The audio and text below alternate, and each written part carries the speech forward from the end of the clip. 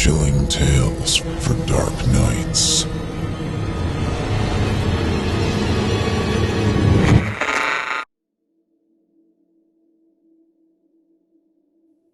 I dread looking in mirrors. I can't bear the thought of looking at my own reflection anymore. There's nothing wrong with my reflection. I look the same as I did before the incident.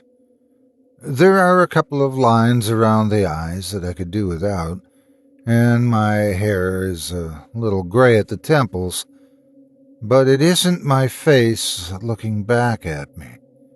There's something wrong. A stranger looks back, like a marionette with my features. It moves when I want it to move. I smile, it smiles. I frown, it frowns. But it isn't me. My shrink can't explain this fear. My wife can't explain it. I can. I know exactly when everything changed. I never told them about the incident in the elevator. I don't think I ever will. Not after what happened to our daughter. Have you ever had that one day you can remember with absolute clarity? The one that you can pause, rewind in your mind like a DVD? This is mine. This was a month ago. I had a meeting, a last-minute thing. We started at 5 p.m. on a Friday. The building was one of those glass and steel behemoths that peppered the skyline in the late 2000s. By the time I was done, it was late. My colleagues shuffled papers across the table and back into leather briefcases. Our counterparts were across a long table sharing a whispered conversation about next steps and strategies.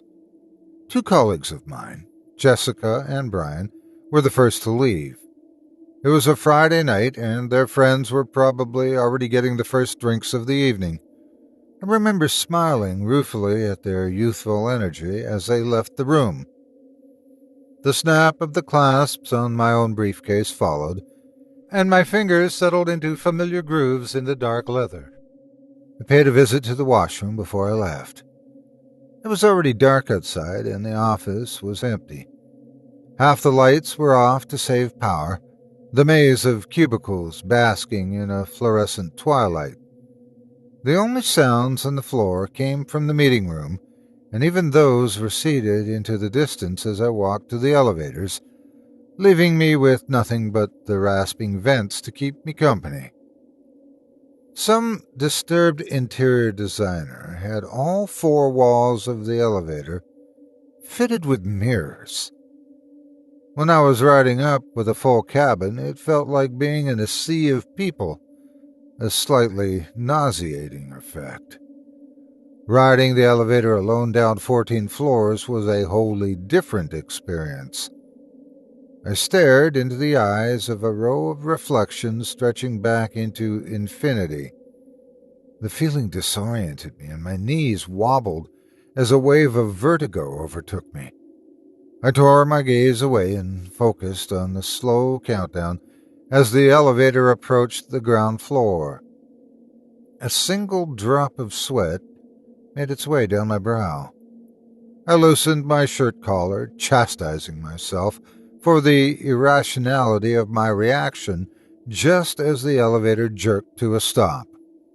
The sudden stop made my knees buckle, and I stumbled from one wall to another for a maddening moment as the lights in the elevator flickered and went out completely. The last image, seared into my mind, was an army of my reflections, swaying and staggering, but not all of them. I swear that amongst the hundreds of figures I saw in the half-light, there was one that was standing absolutely still. The small space echoed with a harsh rasp of my own breathing, and the pounding of my heartbeat filled my ears. I fumbled through my pocket. I held my phone in front of me like a talisman against the darkness. My thumb was poised, white-knuckled, above the power button. I couldn't bring myself to summon the ounces of pressure it would take to lighten the elevator up for fear of what the light would reveal. Just as the mirrors converted the tiny elevator into a vast plane, the darkness stretched those scant minutes into an eternity. I jumped as the intercom crackled to life. Sir, we seem to have lost power in the building for a while. We've got someone down at the power room right now. We'll be back online in no time. My voice was very loud in the tiny space, deafening even. Just let us out, please. Okay, we got it. Think something must have tripped the power, the guard said after a brief pause.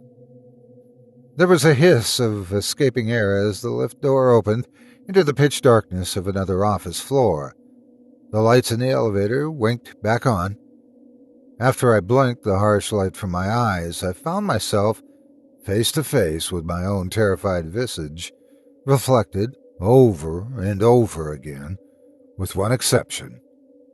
There was a gap in the row of reflections. One of them was missing. As the lift made its way to the ground floor and I left the building, the cold sweat drying on my skin as I sped through the car park with the windows down, one more thing haunted me. I hadn't said a single word the entire time I was in the elevator. Not a single word. After my experience with the elevator ride, I began to have problems with mirrors. Minor at first. I found myself staring at my reflection more and more. It started out as a vaguely unsettling feeling, as if something was incomplete. Like when you've missed a button on a shirt and you keep staring to figure out what's wrong. Photographs didn't have the same effect. Only mirrors. It got worse. I started prodding and pinching my face to convince myself that it was really me looking back from the glass.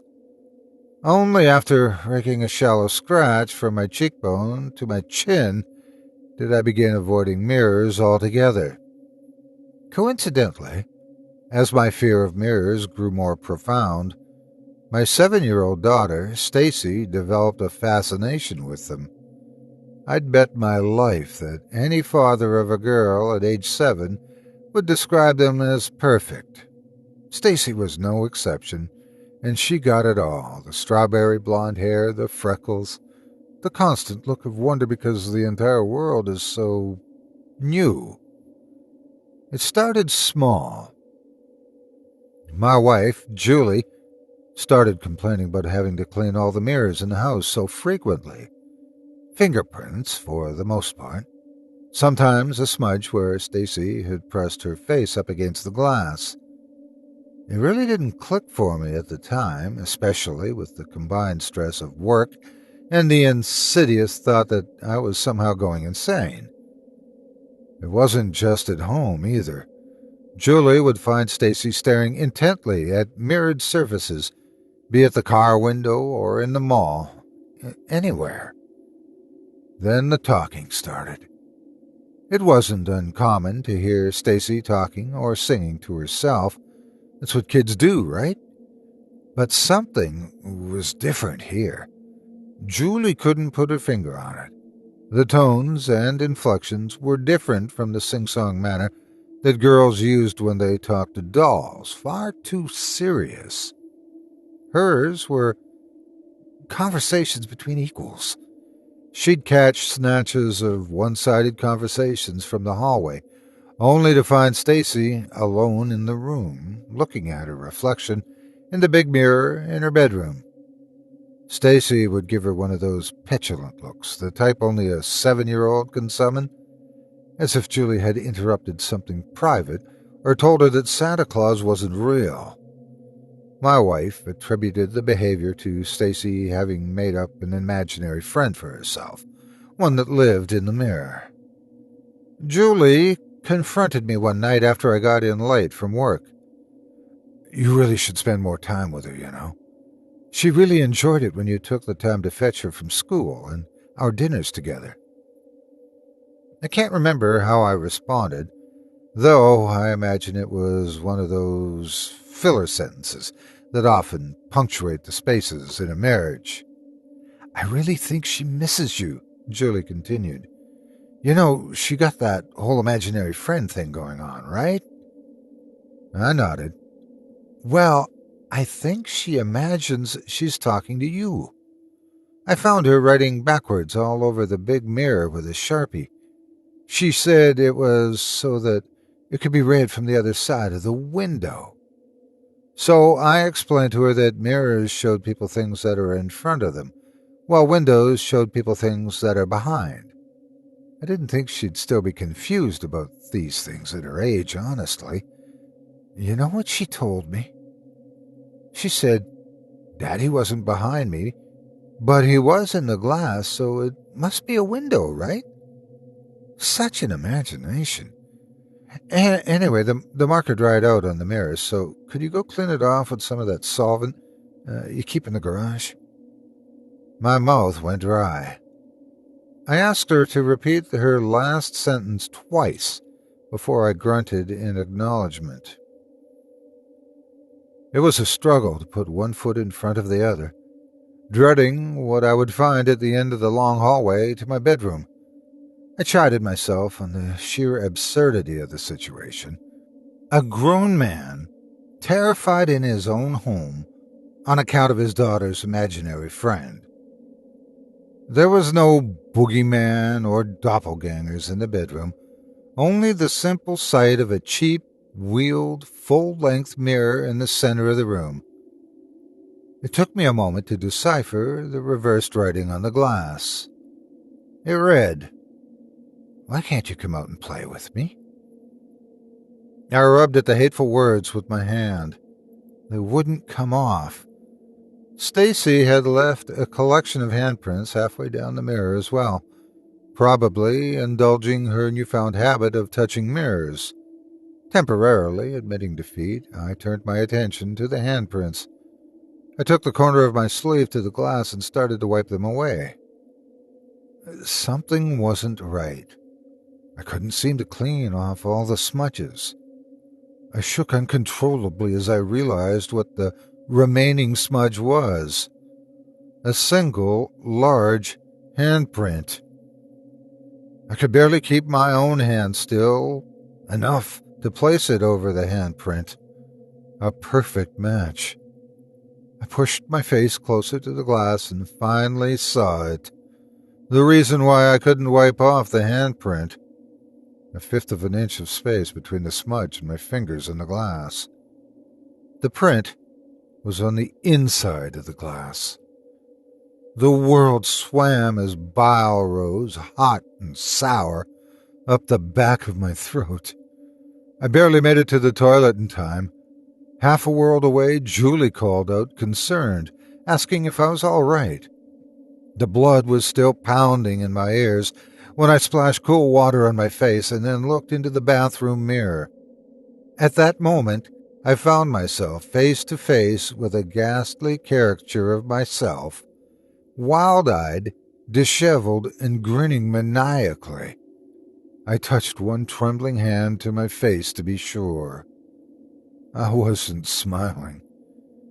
It was then I knew that something else had been in the elevator with me the night of the incident, and spoken to the guard in that descending metal coffin. Something else had beckoned to Stacy from the other side of the mirror. It took the doctors the better part of an hour and 26 stitches to suture my lacerated knuckles. After my discharge from the hospital, my paranoia about reflective surfaces continued to grow. Can you remember every single waking moment from yesterday? How about from last week? Maybe it's that time your coworker said he thought he saw you leaving the office, but you were still around. Or when your wife asked you to pick up milk as she passed you in the kitchen. Or when the keys mysteriously made their way from the coffee table to the dresser. You don't remember these little blank spaces in your life. You accept that things slip your mind, that you forget things, because the alternative, that there's something else that looks exactly like you out there, is unthinkable. Something else with your face, grinning like it's just heard the funniest joke in the world, slowly slipping into your life like the thin wedge of a blade into an oyster shell just waiting for the right time to twist. There were a few times when I almost thought I saw it. Someone 10 paces away on a crowded escalator with strangely familiar hair. A sliver of my favorite shirt vanishing around a corner. All the while I learned to avoid my own reflection by speeding head down past bathroom mirrors, averting my gaze when I spotted windows and other glass surfaces, and shaving by touch. I saw the grinning man once more after that. At the time, Julie left town for a couple of days on business in order to attend a conference. I held onto her hand a little longer than I should have as she was checking in. The words fought to get past the lump in my throat. "Don't go," I wanted to say. "There's something stalking our daughter. Something wearing my face." I felt like screaming out to the entire terminal, but instead, with an unfamiliar longing in my chest, I watched my wife's plane taxi out onto the runway. That night, me and Stacy had the house to ourselves. But we were not alone. I made arrangements with my office to work from home during Julie's trip and took the afternoons off. This allowed more time for me to get Stacy from school, fix dinner, and help with homework. On the second day following Julie's departure, I drove up to my daughter's usual pickup location, and Stacy wasn't there. The lot was empty. I circled around a few blocks, still nothing. I remember thinking that she was probably talking to her friends or grabbing a soda, or one of a million other things little girls got up to. I found a parking space and walked back to the school, my ears strained to pick up any hint of her voice over the cacophony of laughter, screaming, and end-of-day chatter. Nothing. "She's always on time," said a still small voice at the back of my head. I ignored it. I made my way to the school office. Recognition bloomed on the face of the woman behind the counter. "Oh, hello again. Did Stacy forget something?" The fear of the previous few weeks rushed back. The elevator. The grinning man in the mirror. It hit me like a bucket of ice-cold water. "It's my first time here today," I forced out from between clenched teeth. The receptionist bit her lip in consternation and beckoned me around the counter. She pointed to an open file on the table. "Isn't that your signature? Stacy was sure it was you. She seemed really happy." With that, she turned her attention back to her computer and began tapping away. I picked up the file. The signature at the bottom of the release form indeed resembled mine. So did the handwriting. "Family emergency," it said. I had no recollection of coming to the school or filling out the form. Then something else caught my eye, a slight smudge across the paper, as if someone had taken a thumb to the drying ink and swiped it from left to right. "Here's the footage of you signing Stacy out," the receptionist said from behind the desk. I looked up at the LCD screen numbly. There it was, standing behind the corner, wearing an identical outfit, and writing with its left hand. I'm right-handed. The thing in the video paused, and then lifted its head toward the camera. I saw a familiar grin on its lips. I gripped my steering wheel so tightly that my knuckles turned white. As dusk approached, I became consumed by a searing rage. For a moment, I was determined to find my daughter and free her with my own bare hands. Then rationality took over. I had no idea where she was. It was no use to report Stacy's disappearance to the police. Even if I had, it was more likely I'd wind up in the nut house than get my daughter back. My fury melted away until nothing but a sick, fearful feeling remained and took on a life of its own, fluttering about in the pit of my stomach. I pulled into my driveway. The front door was unlocked. I looked down at the row of flower pots by the door, at a little ring of dirt beside the third pot. The spare key. By that time it was dark outside. I groped for the light switch by the door. Hollow clicks made it clear the lights were out. Fluorescent light crept, like listless orange fingers, through the windows and into the living room. The house was silent, save for the sound of my own raspy breathing and the heartbeat pounding in my ears. I turned on my phone's LED light. Shadows danced upon the wall as its feeble glare swung across the room, revealing nothing. I stepped cautiously through the gloomy corridor, a stranger in my own home. I spied a flicker of light visible from beneath the unlocked bathroom door and heard muffled sobbing from the other side. Quickly, I opened the door and revealed madness. Stacy stood in the middle of the bathroom, head bowed and shaking, strands of hair dangling limply in front of her face. Around her, millions of reflections shook in unison.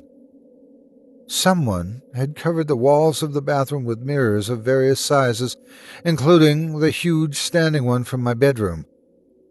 The flame of a single guttering candle lit the room, dancing in the draft of the open door.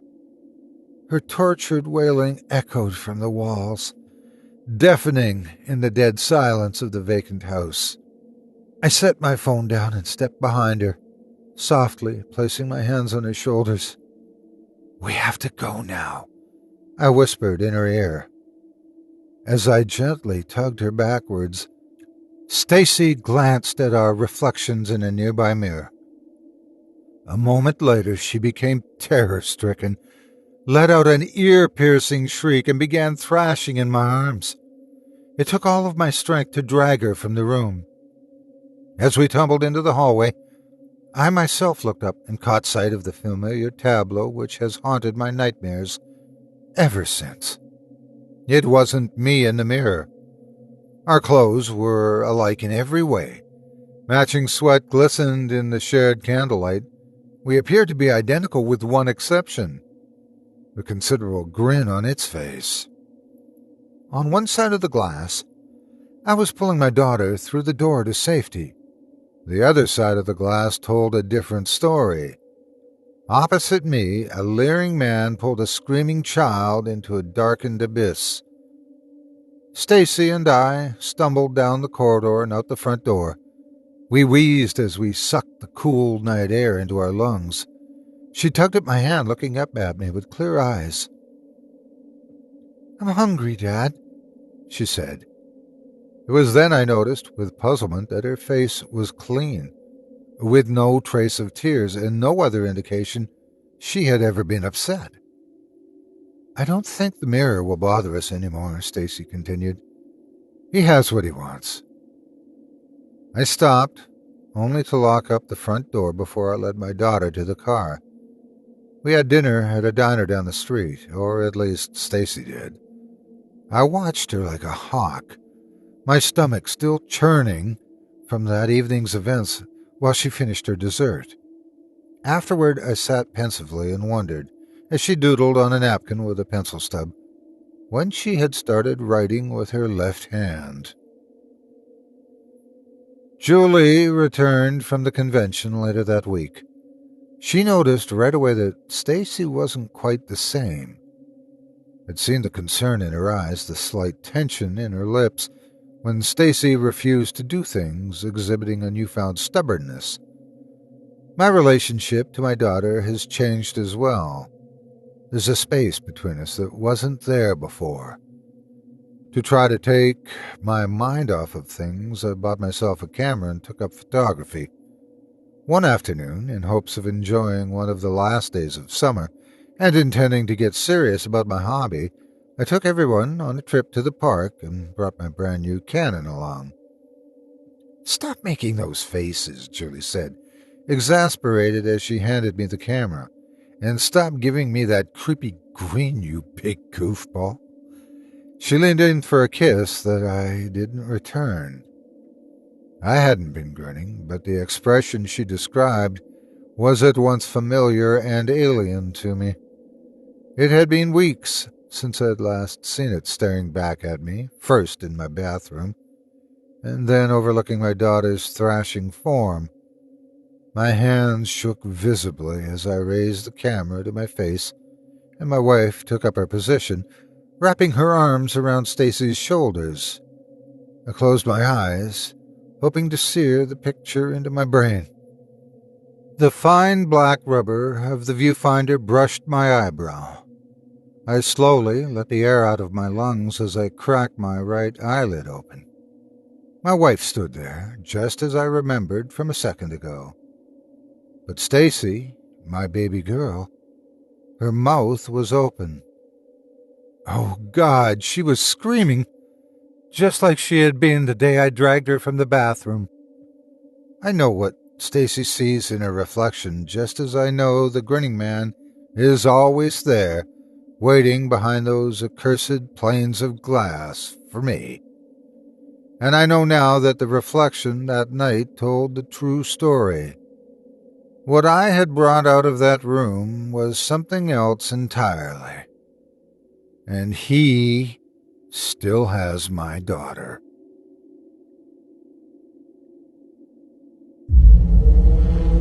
Chilling tales for dark nights.